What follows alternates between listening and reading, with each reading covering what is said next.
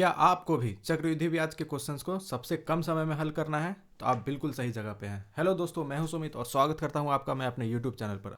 Student, अभी हम लोग चक्रवृद्धि ब्याज के हर टाइप्स के क्वेश्चंस को सबसे कम समय में सॉल्व करने का तरीका सीख रहे हैं, ठीक है, जिसमें ये हमारा आज छठा वीडियो है। अभी तक हम लोगों ने पिछले 5 टॉपिक में चक्रवृद्धि ब्याज के 5 टाइप्स के क्वेश्चंस को किया है, जिसमें हम लोगों ने उन क्वेश्चंस के सबसे बेस्ट तरीके को सीखे हैं। आज का हमारा टॉपिक चक्रवृद्धि ब्याज के समय के ऊपर होने वाला है, जब हमारे पास प्रिंसिपल और रेट तो दिया हुआ होता है लेकिन टाइम हमें निकालना होता है। स्टूडेंट, अगर आपको सही तरीका ना पता हो तो इन टाइप के क्वेश्चंस को सॉल्व करने में हो सकता है कि आपको काफी ज्यादा समय लग जाए। इसीलिए हम लोग इन टाइप के क्वेश्चंस को सबसे कम समय में सीखने का आज कोशिश करेंगे और जानेंगे कि इन टाइप्स के क्वेश्चन का सबसे अच्छा सॉल्यूशन क्या हो सकता है। तो चलिए दोस्तों, बिना वक्त गवाए शुरू करते हैं। स्टूडेंट, हमारे पास यहाँ पे है सबसे फर्स्ट क्वेश्चन में कि 10% वार्षिक चक्रवृद्धि ब्याज पर 2000 रुपये किस समय 2400 रुपये हो जाएगी। स्टूडेंट, सबसे फर्स्ट क्वेश्चन में हमारे पास है कि 10% वार्षिक चक्रवृद्धि ब्याज पर 2000 रुपये किस समय में 2420 रुपये हो जाएगी। ठीक है, इस क्वेश्चन में हमारे पास क्या दिया हुआ है? सबसे पहले तो हमारे पास प्रिंसिपल दे दिया गया है। हमारे पास इसमें प्रिंसिपल कितना दिया हुआ है? 2000 रुपये। ठीक है, ये किस समय में 2420 रुपये हो जाएगी, मतलब कि इस पे ब्याज हमें कितना मिल रहा है? 420 रुपये। अगर कोई प्रिंसिपल 2000 से 2420 हो जाती है, यानी इस पे साफ है कि इस पे ब्याज हमें कितनी मिली हुई होगी? इस पे साफ है कि ब्याज उस पे हमें 420 रुपया मिला होगा। ब्याज उस पे हमें 420 रुपया मिला होगा। चलिए, अगर ब्याज इस पे 420 रुपया मिला है तो सबसे पहले इन टाइप के क्वेश्चन में हम लोग को क्या करना होता है कि प्रिंसिपल तो हमारे पास 2000 दिया हुआ है और इस पे 420 हमें सीआई मिल रहा है, तो ये 420 हमें कितना मतलब कितने सालों के बाद हमें ये ब्याज मिलेगा। इन टाइप के क्वेश्चन को सॉल्व करने के लिए हम सबसे अच्छा मेथड यही है कि हम लोग रेट को यूज कर ले। ठीक है, प्रिंसिपल हमारे पास 2000 है, अगर हम लोग 10% वार्षिक दर से इस पैसे को लगाएं, मीन्स 2000 को लगाएं, तो आप हमें बताइए कि फर्स्ट ईयर में हमें कितने पैसे मिल जाएंगे। फर्स्ट ईयर में हमें इस 2000 का अगर 10% हम लोग निकालें तो फर्स्ट ईयर में हमें 200 रुपया मिल जाएगा।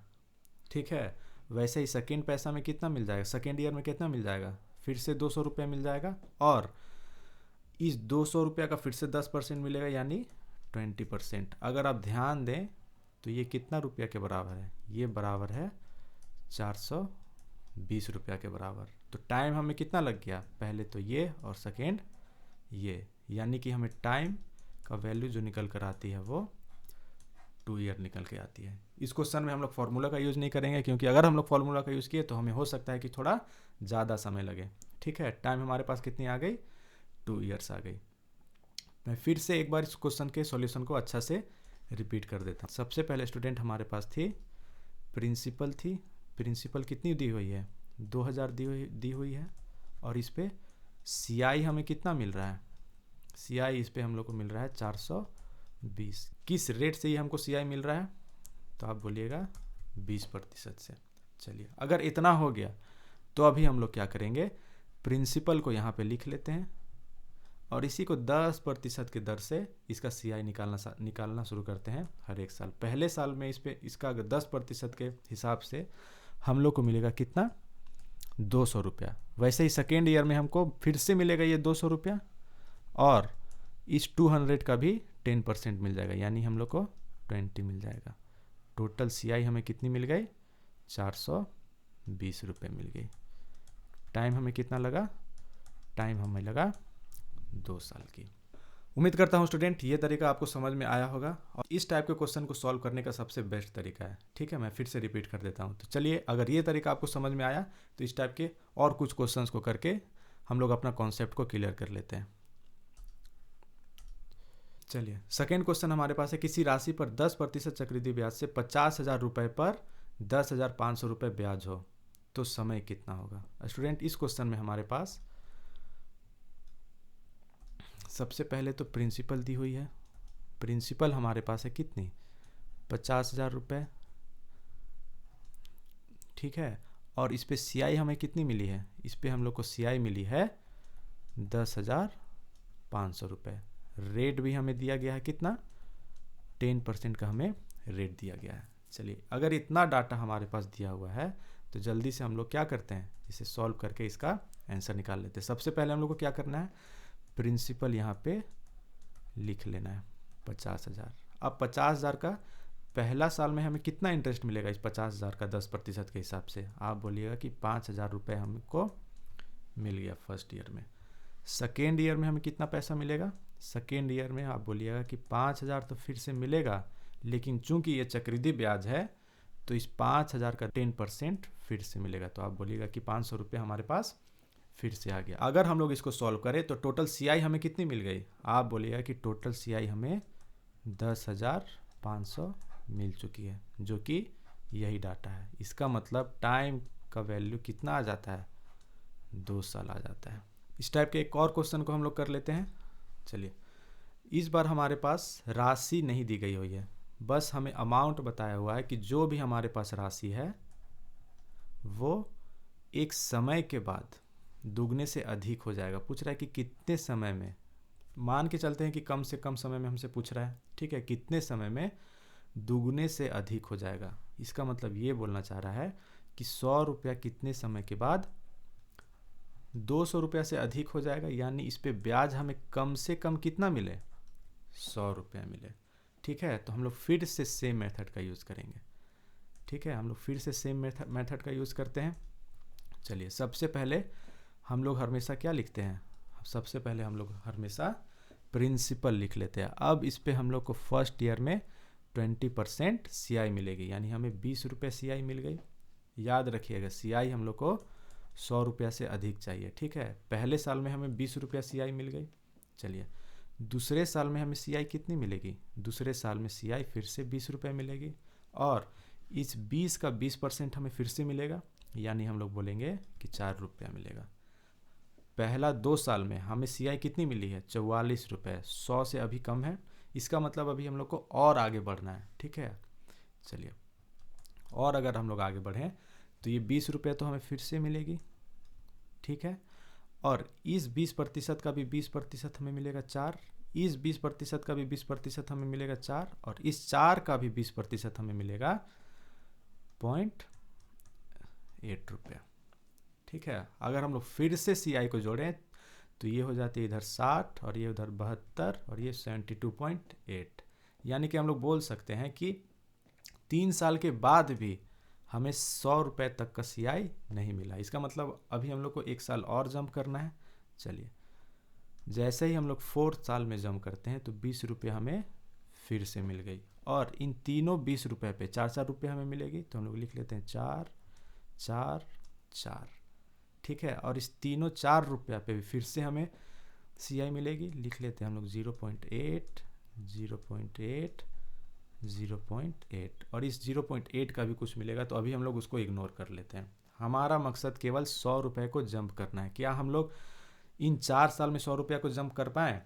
चलिए कैलकुलेट करते हैं। ये हमारा फर्स्ट, सेकेंड, थर्ड और फोर्थ, टोटल सीआई हमारा निकल के आता है 20 40 60 80, और सभी 4 वाले नंबर को जोड़ दें तो ये हमारे पास टोटल है 3 3 6, यानी 24 रुपये। यानी केवल सभी 20 वाले नंबर को और सभी 4 वाले नंबर को अगर हम लोग जोड़ देते हैं तो हमें नंबर मिलती है कितनी? कम से कम मिलती है हमें 104 रुपये, जो 100 को जंप कर लेती है। लेकिन ये 100 को कितने साल में मिनिमम इसको जंप करने में टाइम लगा, ठीक है। तो हम बोलेंगे यहाँ पे 1, यहाँ पे 2, ये 3 और ये 4, यानी टाइम का वैल्यू हमारे पास आ गया, टाइम का वैल्यू आ गया हमारे पास 4 साल। उम्मीद करता हूँ कि ये क्वेश्चन भी आपको समझ में आई हो। चलिए अगले क्वेश्चन की तरफ बढ़ते हैं। नेक्स्ट क्वेश्चन में हमारे पास कि 3500 रुपये की राशि को 5% चक्रवृद्धि ब्याज पर निवेश किया गया, यदि चक्रवृद्धि ब्याज 358.75 रुपये हो तो समय कितना लगा। चलिए फिर से हम लोग क्या करते हैं, सबसे पहले हम लोग प्रिंसिपल लिख लेते हैं जो हमें दिया गया है। प्रिंसिपल हमें दिया गया है 3500 रुपये, ठीक है। इसी पे सीआई हम लोग को कितना दिया गया है? इस पे हम लोग को सीआई दिया गया है 358.58, और रेट जो है वो हमारा 5%। चलिए, इतना सारा कुछ हमें इन क्वेश्चन में दिया गया है। अगर इतना सारा कुछ इन सारे क्वेश्चंस में हमें दिया गया है, सॉल्यूशन हम लोग का कैसा होगा? सबसे पहले हम लोग क्या करते हैं, इस 3500 को लिख लेते हैं प्रिंसिपल को, अब इसी को 5% के दर से लगाना शुरू कर देते हैं। तो सबसे पहले इस पे 3500 का अगर हम लोग 5% निकालें तो हमें मिलती है नंबर कितनी? 175, ठीक है, ये हमें फर्स्ट साल में CI मिली है। सेकेंड साल में हम लोग देखते हैं CI हमें मिलेगी कितनी, 175 तो मिलेगी ही, लेकिन इस 175 का भी 5% मिलेगा, यानी हम लोग बोल सकते हैं कि हमें 8.75 और मिलेगा। 175 का अगर हम लोग 5% देखें तो, ठीक है। टोटल हमें CI कितनी मिल गई, तो हम बोलेंगे कि टोटल CI हमें मिल गई है 358.75। एक्चुअली में यहाँ पे ब्याज 358 नहीं 75 है, ठीक है। टोटल CI हमें कितनी मिल गई, 358.75, लेकिन टाइम सबसे इम्पोर्टेंट, कितना टाइम लगा ये CI मिलने में, हम बोलेंगे कि टाइम हमें लगा 2 साल। उम्मीद करता हूँ कि ये क्वेश्चन भी आपको समझ में आई हो। चलिए इस टाइप के एक और क्वेश्चन को आइए अभी हम लोग सॉल्व करते हैं। चलिए इस बार क्वेश्चन में हमारे पास है कि 10% प्रति वर्ष त्रैमासिक चक्रवृद्धि ब्याज पर 3200 रुपये की राशि कितने समय में 3362 रुपये हो जाएगी। सबसे पहले अगर यहाँ पे त्रैमासिक लिखा हुआ है, यानी हम लोग बोलेंगे कि हम लोग को ब्याज जो है वो पर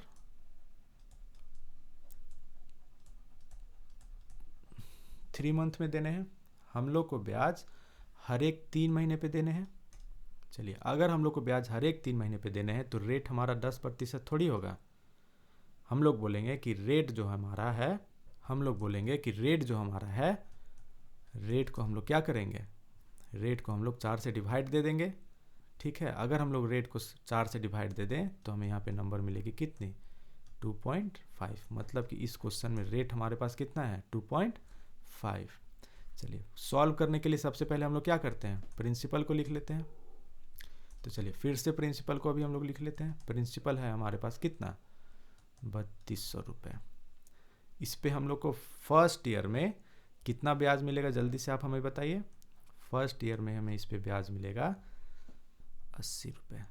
सेकेंड ईयर फिर से हमें 80 मिलेगा, लेकिन इस 80 का 2.5 हमें फिर से मिलेगा। अगर इस 80 का 2.5 हम लोग फिर से निकालने जाएं तो हमें नंबर मिलती है कितनी, 2 नंबर, ठीक है। चलिए सबको अगर हम लोग जोड़ लेते हैं तो हमें CI कितनी मिल गई, 80 80 160 और 2 162 हमें CI इस पे मिल गई, ठीक है। इस पे हम लोग को CI कितनी मिल गई, 162 CI मिल गई।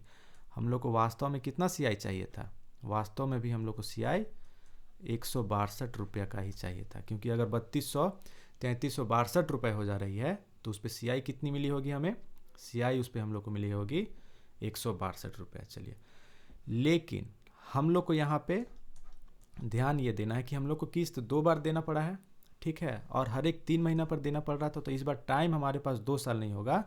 टाइम अगर हम लोग हर एक 3 महीना पे दिए हैं तो यह पहला जो किस्त है ये 3 महीना और दूसरा किस्त भी 3 महीना, यानी हम लोग बोल सकते हैं कि टोटल टाइम इस बार कितना था, 6 मंथ था। टोटल टाइम इस बार कितना था, 6 मंथ। अगर हम लोग इसको सॉल्व कर लेते तो हम लोग बोल सकते हैं कि हाफ ईयर हमारा आंसर होना चाहिए। जो यहाँ पे थोड़ा सा मिसप्रिंट है,